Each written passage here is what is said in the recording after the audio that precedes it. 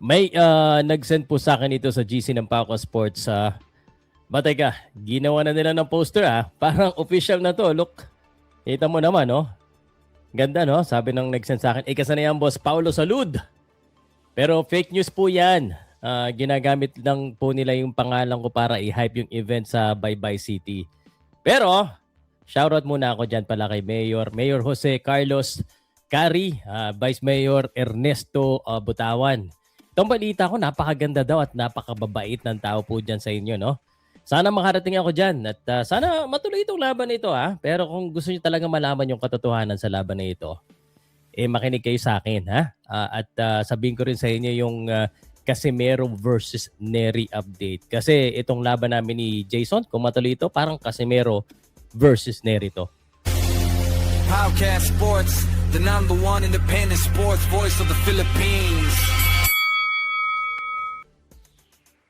Siyempre, shoutout muna tayo sa Arena Plus. Yan ang ginagamit ko tuwing may laban si Casimero at lagi akong panalo dyan. Kasi alam ko, Casimero mananalo eh. Bago natin pag-usapan yung pinapahype nila, no? Itong pinapahype nila na laban ko. Pag-usapan muna natin itong Casimero versus Nery, Unang-una, gusto kong sabihin sa inyo, aminado naman tayo na marami tayong nasabi na hindi maganda kay General Casimero, pero kahit suyudin nyo po yung channel ko, lahat ng mga sinabi ko may katwiran. Kumbaga may dahilan. Hindi lang matanggap ng mga fans na meron pa rin akong nasasabi na hindi maganda.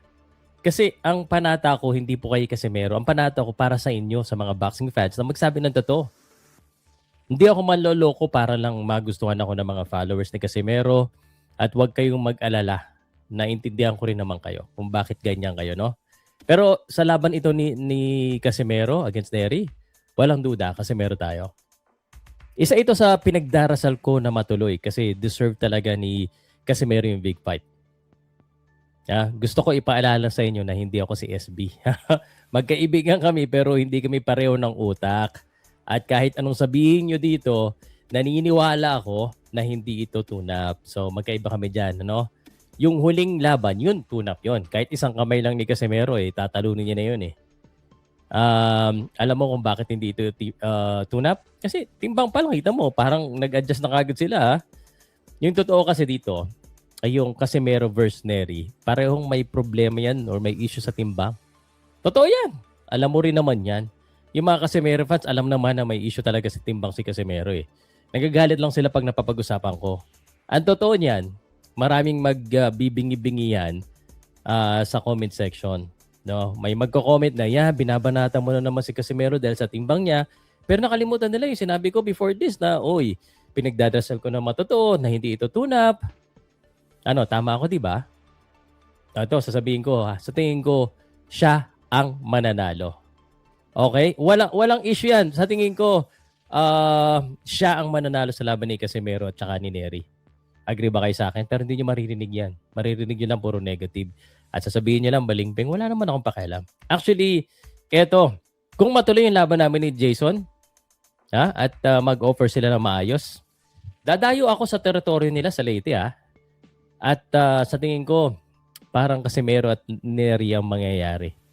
Siyempre, ako si Casimero. First round lang aabutin sa akin ni Jason. First round, knockout. Hopefully, matauhan siya pagkatapos ko siyang ma-knockout. Promise yan. Yan ang talagang gagawin ko. Promise. Seryoso yan. Ubusin ko lahat ng lakas ko sa first round. Parang Casimero. Okay, kaso sa totoo lang parang hype lang ata Hype lang aminin ko sa inyo nag-usap na kami ni Jason at yung manager, pati yung sponsor. Pero hanggang ngayon, wala pa rin talagang kontrata. So kaya hindi ko masyado to hina-hype. Sabi ko sa mga kaibigan, wag mo na i-hype. Unless may kontrata na kasi sayang lang Hindi ko naman kailangan ng views para sa laban. Hindi ko rin kailangan maipag-boxing. Wala akong dapat patunayan. Hindi po ako naghahamon. Sa totoo lang, hindi ko kailangan to. Gusto ko lang mag-move on. No? And totoo, yung mga gusto lang magbati kayo. Siyempre, kasi ganun po akong klaseng tao No? Hindi ko kailangan ng kaaway. Gusto ko, pagkatapos namin magsuntukan, tapos na. Hindi po ako nagyayabang at na magaling ako sa boxing. Yes, mas magaling ako sa salita. Actually, dito sa social media, hindi na kailangan namin mag-boxing. Dito pa lang, kayang-kaya ko na durugin Sila lahat. Pero nakita niyo naman professional yung approach ko kasi gusto ko mag-unite tayo lahat. Yan ang gusto ko talaga. At ayaw kong loko-lokohin yung boxing fans. No, lahat tayo nagkakamali, 'di ba? We need to move forward. Walang problema yung hype, pero pag puro salita ang hamon, sayang lang, 'di ba? Pangalawang beses na 'to, Jason. Yung una, pumayag ako sa offer nyo. No? Ang ginagawa ko lang ngayon, hinihingi ko lang yung same offer na in-offer nyo sa akin dun sa first na attempt natin na maglaban. Pero wala. At kung isa ka sa gusto rin ako makakalaban, alam ko marami naghahamon sa akin, boxing tayo, sparring tayo. Sabihin ko na, hindi ako mananalo sa inyo. Hindi naman ako boxer eh. 45 na, hindi na ako bata. Bakit ba ako hinahamon nyo? Wala na akong dapat patunayan, panalo na kayo. Isa lang talaga ang gusto kong makalaban. Yun lang.